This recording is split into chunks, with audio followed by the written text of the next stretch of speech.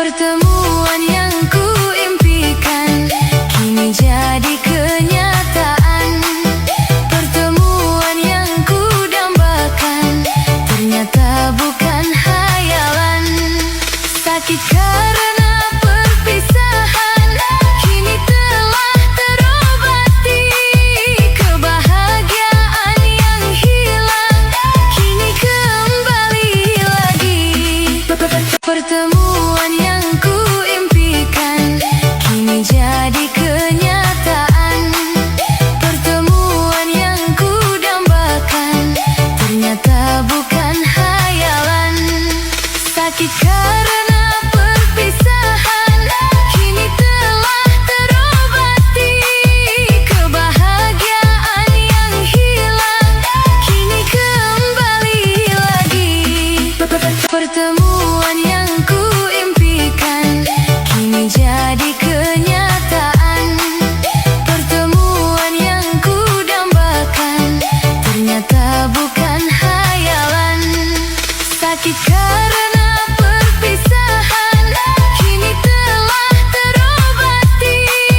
Kebahagiaan yang hilang kini kembali lagi. Pertemuan yang ku impikan kini jadi kenyataan. Pertemuan yang ku dambakan ternyata bukan hayalan. Sakit karena perpisahan kini telah terobati. Kebahagiaan yang hilang kini kembali lagi. Pertemuan yang ku impikan kini jadi kenyataan. Pertemuan yang ku dambakan ternyata bukan hayalan. Sakit karena perpisahan kini telah terobati. Kebahagiaan yang hilang kini kembali lagi. Pertemuan yang ku impikan kini jadi kenyataan. Pertemuan yang ku dambakan ternyata bukan hayalan. Sakit karena perpisahan kini telah terobati. Kebahagiaan yang hilang kini kembali lagi. Pertemuan yang ku impikan kini jadi kenyataan. Pertemuan yang ku dambakan ternyata bukan hayalan. Sakit karena perpisahan kini telah terobati. Kebahagiaan yang hilang kini kembali lagi. Pertemuan yang ku impikan kini jadi kenyataan. Pertemuan yang ku dambakan ternyata bukan hayalan. Sakit karena perpisahan kini telah terobati.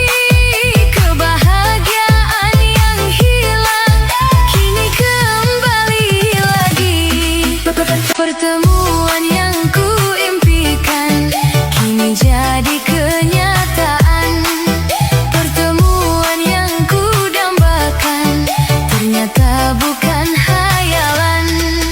Sakit karena perpisahan kini telah terobati. Kebahagiaan yang hilang kini kembali lagi. Pertemuan yang ku impikan kini jadi kenyataan. Pertemuan yang ku dambakan ternyata bukan hayalan. Sakit karena perpisahan kini telah terobati. Kebahagiaan yang hilang kini kembali lagi. Pertemuan yang ku impikan kini jadi kenyataan. Pertemuan yang ku dambakan ternyata bukan hayalan. Sakit karena perpisahan kini telah terobati. Kebahagiaan yang hilang kini kembali lagi.